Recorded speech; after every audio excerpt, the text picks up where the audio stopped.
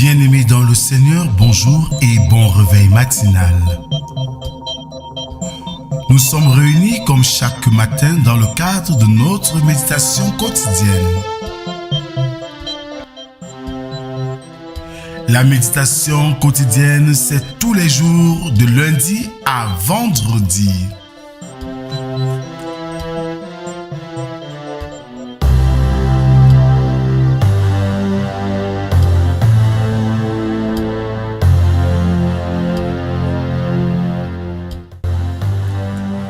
À vous tous qui avez répondu présent, que la grâce, la paix et l'amour de notre Dieu soient et demeurent avec vous au nom du Père, du Fils et du Saint-Esprit. Amen. Nous sommes aujourd'hui le lundi 27 mai 2024. Alexandra David Neil dit ceci. Ne dis pas, Dieu est trop loin de moi. Cherche-le là où il se trouve. La communion de ton âme avec la divinité est possible.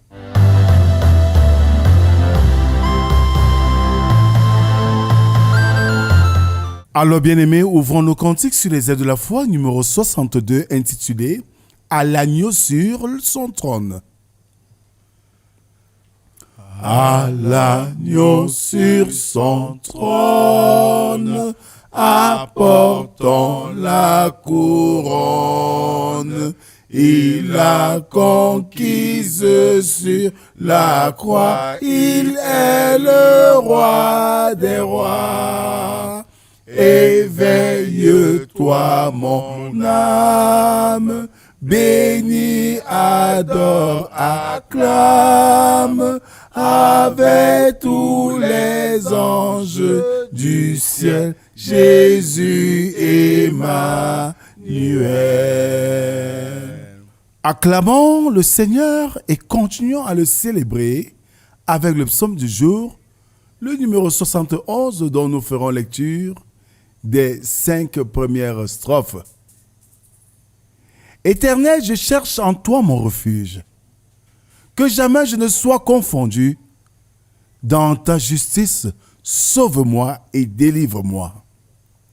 Incline vers moi ton oreille et secours-moi. Sois pour moi un rocher qui me serve d'asile, où je puisse toujours me retirer. Tu as résolu de me sauver, car tu es mon rocher et ma forteresse. Mon Dieu, délivre-moi de la main du méchant, de la main de l'homme inique et violent, car tu es mon espérance.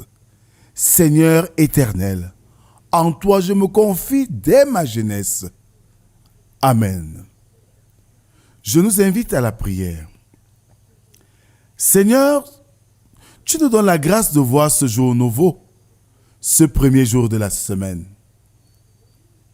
Merci Seigneur pour ce privilège que tu nous accordes. Voici venu pour nous le moment de communier avec toi par l'écoute de ta parole. Donne-nous d'être attentifs. Éloigne-nous de toute forme de distraction. Et que cette parole qui retentira nous permette de vivre pas comme nous voulons, mais comme tu veux.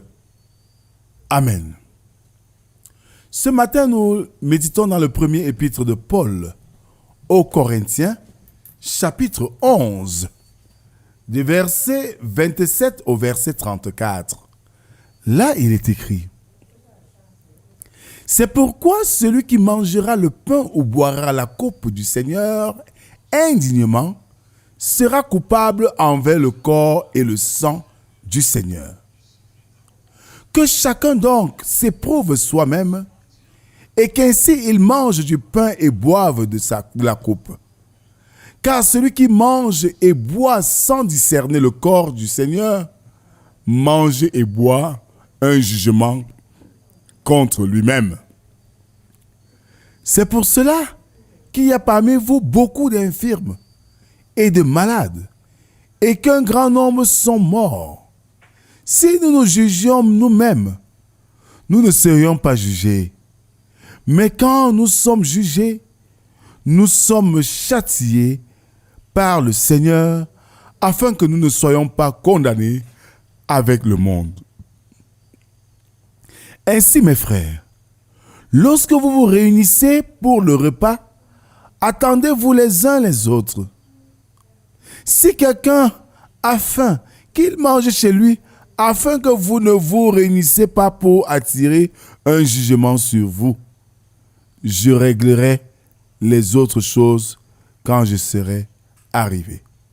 Amen.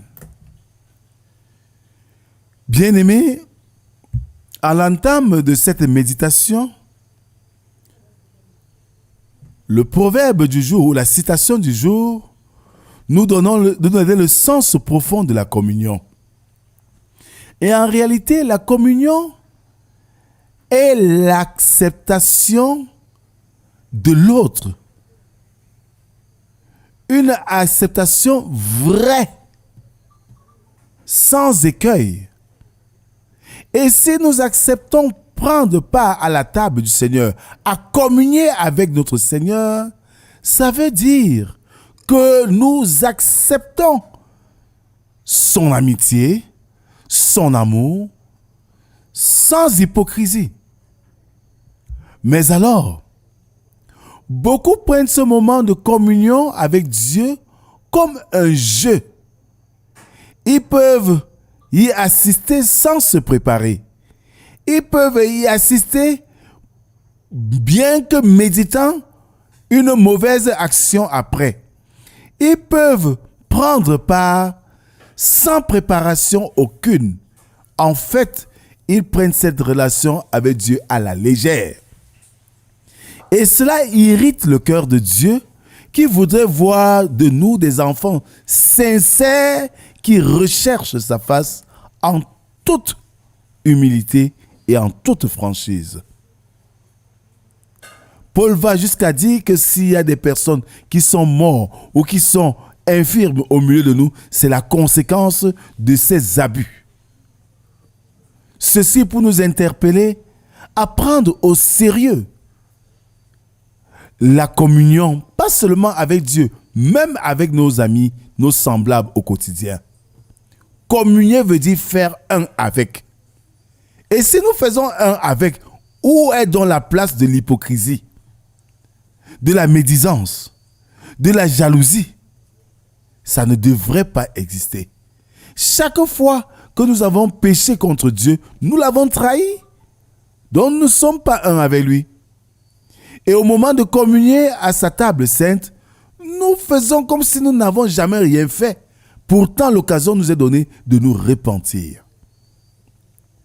Une prise de conscience est importante, capitale même, pour le bon épanouissement de notre foi. Que le Seigneur bénisse en nous, non seulement la méditation de sa parole, mais qui nous aide à la mettre en pratique. Amen. Merci Seigneur pour cette parole qui ouvre le bal de cette semaine et qui nous invite à être vrais avec notre relation, dans nos relations, avec Dieu et avec nos semblables. Que la communion avec notre entourage et avec Dieu soit une communion vraie, extirpée de toute forme d'hypocrisie, de jalousie, de médisance. Ce n'est qu'en cela que nous construirons une société de paix et d'amour véritable. Donne-nous, Seigneur, d'être des artisans de paix et de travailler, pas parce que nous voulons être appréciés des hommes, mais parce que nous voulons glorifier ton Saint-Nom.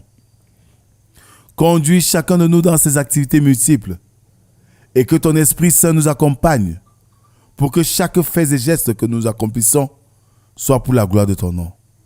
C'est au nom de Jésus-Christ, ton Fils, que nous t'avons ainsi prié, lui qui nous a appris à te dire: Notre Père qui es aux cieux, que ton nom soit sanctifié, que ton règne vienne, que ta volonté soit faite sur la terre comme au ciel. Donne-nous aujourd'hui notre pain de ce jour. Pardonne nos offenses, comme nous pardonnons aussi à ceux qui nous ont offensés.